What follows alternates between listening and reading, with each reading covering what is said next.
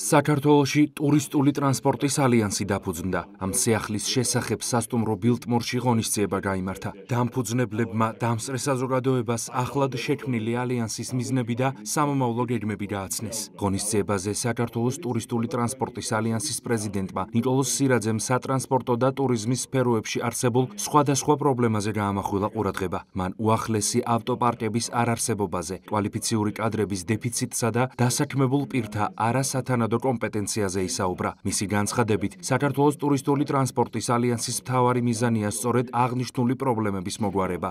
როგორც ღონისძიებაზე აღინიშნა, ალიანსი აქტიურად იზრუნებს ტურისტული სატრანსპორტო ბიზნეს გარემოს გაუმჯობესებაზე. დღეს საზეიმო დღეა ჩვენთვის, რადგან საქართველოში უკვე ოფიციალურად დაფუძნდა საქართველოს ტურისტული ტრანსპორტის ალიანსი, რომელიც აქტიურად იმუშავებს წევრებთან ერთად და სახელმწიფოსთან კოლაბორაციაში იმ მიმდინარე პრობლემებზე, რომელიც სრულიად ტრანსპორტის სფეროს და მათ შორის ტურიზმის სფეროს აწუხებს, ერთობლივი ძალებით, გაერთიანებული რესურსებით მოვახდენთ იმ პრობლემების იდენტიფიცირებას, რომელიც დღეს ძალიან მწვავე პრობლემებს უქმნის ტურისტულ მომსახურებას.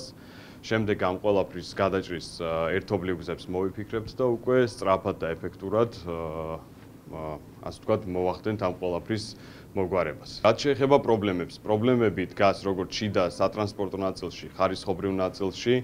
გვაქვს სერიოზული პრობლემები კომპეტენციის მიმართულებით, მძღოლების ნაწილში, ნაკლებობაა განათლების, ასევე დიდი პრობლემაა საკადრო ნაწილში, ძალიან რთულია ახალი კვალიფიციური კადრების მოძიება სფეროში.